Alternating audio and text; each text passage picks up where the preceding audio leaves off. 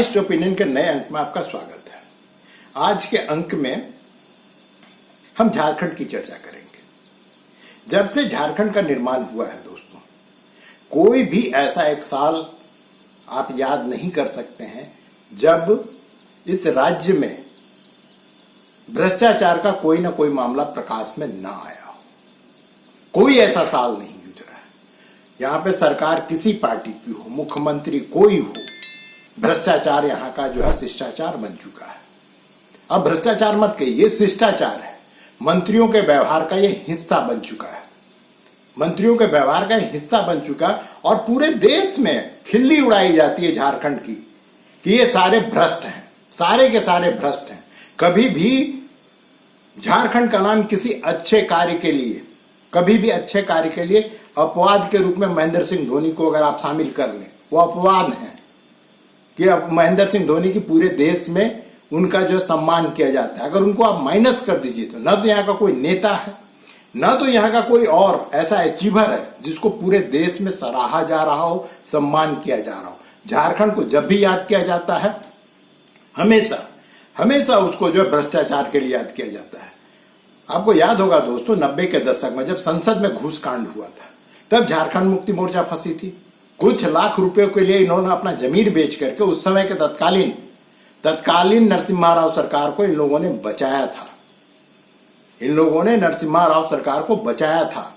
और ये इसलिए नहीं छूट गए कि ये कदाचार नहीं किए थे, इन्होंने भ्रष्टाचार किया था। चूंकि ये कार्य संसद के अंदर किया गया था, जो कि न्यायालय के जो उसका जो क्षेत्राधिकार है उससे ये बाहर है। अर्थात न्यायालय संसद में हुए किसी कार्य पर न तो संज्ञान ले सकती है और न ही फैसला सुना सकती है। लेकिन अभी 6 महीना पहले न्यायालय ने यह भी स्वीकार किया है और अपने एक जो उन्होंने फैसला किया है एक जजमेंट में, उसमें कहा कि नहीं, इन लोगों पर फिर से कार्रवाई होगी।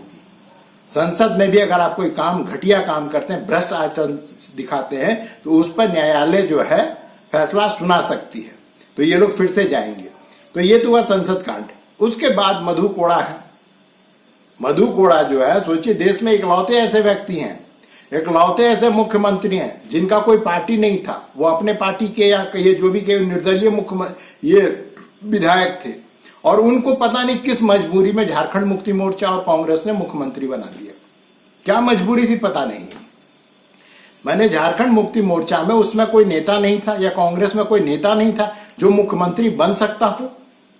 आखिर आप बैठ करके सोचिए, खास करके झारखंड के लोगों के लिए सोचने की जरूरत है कि भैया ऐसी क्या मजबूरी थी कि मधु कोड़ा को तुमने मुख्यमंत्री बना दिया।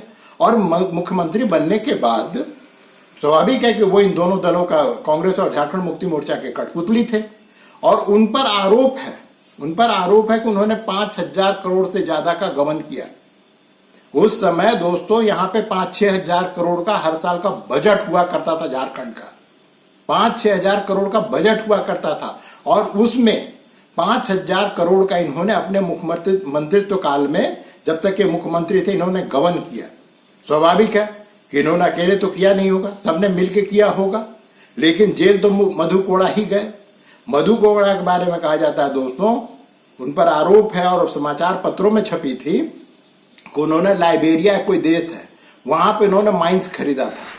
मैं दावे के साथ कह सकता हूं कि आप एक ग्लोब लेकर के, आप मानचित्र लेकर के मधु कोड़ा के पास जाइए और उनसे पूछिए कि इसमें लाइबेरिया कहां पर है, वो नहीं बता पाएंगे।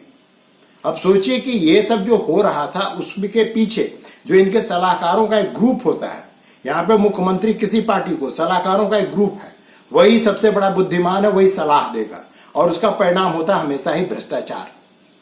हमेशा भ्रष्टाचार हुआ है। यहाँ पे किसी भी की भी सरकार हो, वह, मैं भारतीय जनता पार्टी को ये नहीं कह रहा हूं कि वो भ्रष्टाचार मुक्त थी। सिर्फ एक व्यक्ति को मैं थोड़ा बहुत मानता हूं, वह बाबूलाल मरांडी, जो यहाँ के पहले मुख्यमंत्री थे।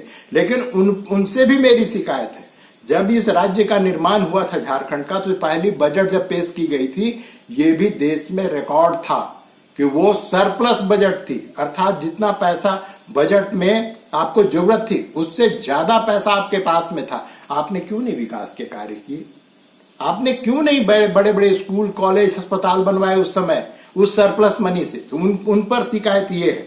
उन पर अगर भ्रष्टाचार का मैं आरोप नहीं लगाता तो उनसे शिकायत ये कि जो बचे हुए पैसे थे उनसे आपने विकास के कार्य क्यों नहीं किए, झारखंड को आज भी पिछड़ा रहने पर आपने मजबूर क्यों कर दिया, आपने क्यों छोड़ दिया उन विकास कार्यों को, उन पर आरोप ये है।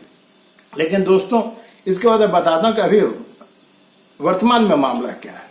आपको पता ही होगा कि आलमगीर आलम जो है, जो यहाँ पे ग्रामीण विकास मंत्री थे, वो पिछले महीने जो है उनके पीए जो संजीव लाल है, उनका जो नौकर शाहजहां शेख, उसके घर से 35 करोड़ से ज्यादा रुपयों का ढेर प्राप्त हुआ। जैसे हमारे यहाँ कूड़े का ढेर होता है, कचड़े का ढेर होता है, वैसे उसके घर में 35 करोड़ से ज्यादा की नकदी प्राप्त हुई। अब इसके आरोप में, आरोप कहेंगे आप, क्या कहिएगा इसको, आप सिद्ध है कि आरोप है। आलमगीर आलम अभी जेल की हवा खा रहे हैं। उनसे हर दूसरे दिन ईडी बुला के पूछताछ करती है। उनके पीए जो है संजीव लाल, उनसे पूछताछ की जाती है और इन पूछताछ के दौरान जो बातें निकल कर आई है, साथ ही ईडी ने जो कुछ गोपनीय दस्तावेज प्राप्त किए, उन सब के आधार पर बहुत दिनों से जो है कि राजनीतिक गलियारा, वहां पे चर्चा थी कि 2 और मंत्री नपे जाएंगे। नाम नहीं कोई बोलता था, पता सबको था। लेकिन अब ईडी ने उनको जो है 25 मई को सम्मन कर लिया है।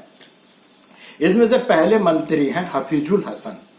हफीजुल हसन जो है ये राजनीतिक परिवार से हैं। जब इनके पिता की मृत्यु हुई उसके बाद में इनको जो है, वो भी मंत्री थे, तो उनके स्थान पर इनको मंत्री बनाया गया। ये कैबिनेट रैंक मिनिस्टर है।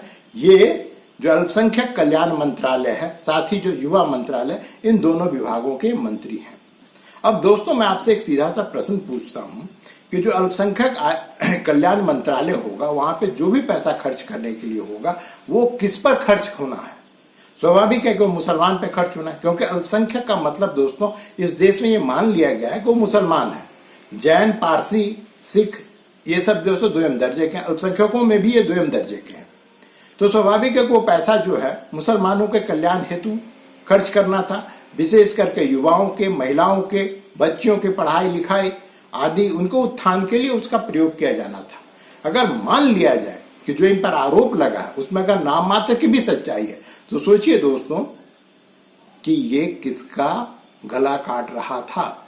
हफीजुल हसन किसका गला काटने की कोशिश कर रहा था, क्योंकि इससे सीधा सीधा कल्याण जो मुसलमानों का होना था। ये व्यक्ति खुद भी मुस्लिम समाज से आता है। अब सोचिए जब मुस्लिम समुदाय का व्यक्ति ही मुसलमानों की गला काटने पर उतारू हो, तो अन्य से आप क्या उम्मीद कर सकते हैं? क्या उम्मीद कर सकते हैं अन्य से आप? और हमेशा जो ये नेता लोग हैं, खास करके मुस्लिम समाज से जो नेता आते हैं, भाजपा पर आरोप लगाते हैं। मुसलमानों के साथ सौतेला व्यवहार किया जा रहा है, मुसलमानों की उपेक्षा की जा रही है, मुसलमानों को द्वितीय दर्जे का समझा जा रहा है। उन पर आरोप लगता है। आप पर भी आरोप लगा है कि आप भी जो अपने ही समाज के लोगों को, अपने ही समाज के युवाओं को द्वितीय दर्जे का समझते हैं। नहीं तो आप ऐसी हरकत नहीं करते, और आपसे ये उम्मीद भी यहाँ का मुस्लिम समुदाय नहीं करता है कि आप भी जो है, जो ठेका, ये पूरा मामला ठेका का है दोस्तों। जो टेंडर होता है, इन लोगों ने रेट फिक्स कर रखा है। इन लोगों ने 1.5% का रेट फिक्स कर रखा है कि हम तुमको टेंडर देंगे, तुमको 1.5% है वो तुमको कमीशन हमको देना पड़ेगा। अब ये जो है इसमें फंस चुके हैं। इनको अब ईडी के सामने जाकर सफाई देनी होगी। दूसरे मंत्री हैं, अब हफीजुल हसन जो है झारखंड मुक्ति मोर्चा के हैं। अब जो दूसरे मंत्री हैं वो कांग्रेस के हैं। भाई सिर्फ झारखंडी ही क्यों करे भ्रष्टाचार, या झारखंड मुक्ति मोर्चा ही क्यों करे भ्रष्टाचार? कांग्रेस क्या किसी मामले में किसी से पीछे है?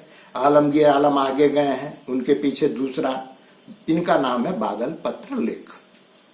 बादल से उम्मीद की जाती है कि भैया बरसेंगे तो अच्छी खेती होगी, किसानों का जो है, किसानों की उन्नति होगी, उनके घर में सुख समृद्धि आएगी।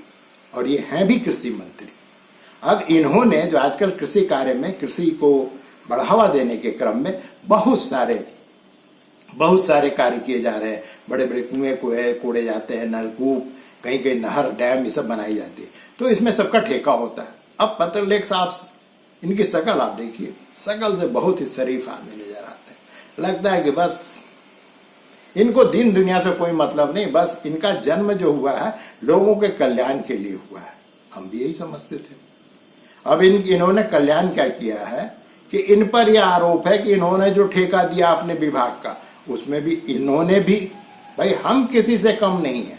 झारखंड मंत्रिमंडल में जो कैबिनेट मिनिस्टर्स है उसमें ये होर लगा हुआ है कि हम किसी से कम नहीं है।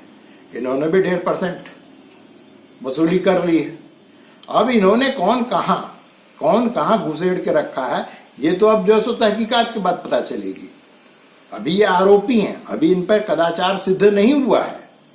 अभी आप इनको भ्रष्टों के श्रेणी में नहीं रख सकते हैं, क्योंकि भारतीय न्याय व्यवस्था में जब तक आरोप सिद्ध ना हो जाए आप किसी को भ्रष्ट नहीं कर सकते हैं। परसेप्शन बन सकता है, लोग पहचान जाते हैं लोगों को कि ये किस तरह के मामले में संलिप्त हैं, लेकिन आप किसी को भ्रष्ट नहीं कह सकते हैं, क्योंकि भारतीय न्याय व्यवस्था ने आपको भ्रष्ट कहने की इन लोगों को अनुमति नहीं दी है। लेकिन दोस्तों, बैठकर थोड़ा सोचिए, अभी कुछ दिन पहले जब चंपई सरकार का मंत्रिमंडल विस्तार हो रहा था, तब कांग्रेस के 4 जो मंत्री हैं उनको हटाए जाने की बात हो रही थी। क्या इन लोगों ने बहुत कल्याण कर लिया, अब हम लोगों को मौका दो।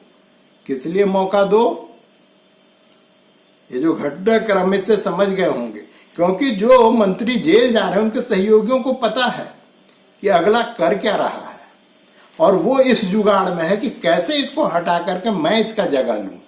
और जो 5-6 महीना बचा हुआ है इस सरकार का कार्यकाल, उसमें जितना दोहन मैं कर सकता हूं मैं भी कर लूं। तो यहाँ पे जो सरकार है वो लोगों के कल्याण हेतु है, लोगों के विकास हेतु है, राज्य के विकास हेतु है, या अपने विकास के लिए है। अब बैठ के आप सोचिए, क्योंकि दोस्तों लिख लीजिए, ये बादल, ये हफीजुल, ये इस जो लंबी जो लाइन लगी उसका अंतिम कड़ी नहीं है। अभी बहुत सारे और भी जाएंगे अंदर, क्योंकि इन मंत्रियों की स्थिति जो है जल और पानी में जो मछली रहती है, ये वो मछली है जो बिना पानी के जिंदा नहीं रह सकते हैं। ये वो मंत्री हैं जो बिना भ्रष्टाचार के एक दिन जी नहीं सकते हैं। आप जा करके इनका अगला पिछला, इनके अगर आप पड़ोसी हो गए तो जाके थोड़ा देखिए तो सही, ये कल क्या थे और मंत्री बनने के बाद, विधायक बनने के बाद ये क्या हो गए। इनकी पहले जुबान क्या थी, अब इनकी जुबान क्या है। ये जो लोग कहते हैं ना कि हम जैसे देश के विकास के लिए, झारखंड के विकास के लिए, आदिवासी कल्याण हेतु, मुस्लिम कल्याण हेतु, इससे बड़ा ढकोसला इस राज्य में कुछ है ही नहीं, कुछ नहीं है।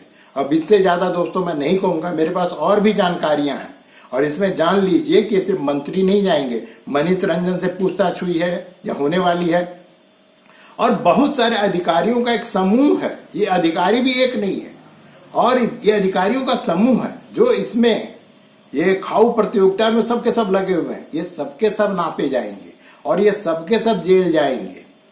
लेकिन इनकी चमड़ी इतनी मोटी हो चुकी है और जो इनके समर्थक हैं वो इतने अंधे हो चुके हैं कि इन घटनाओं का इन समर्थकों और नेताओं और इन अधिकारियों पर कोई प्रभाव नहीं पड़ता है। तो आज के लिए दोस्तों बस इतना ही। मिलते हैं अगले अंक में, तब तक के लिए आज्ञा दीजिए। नमस्कार।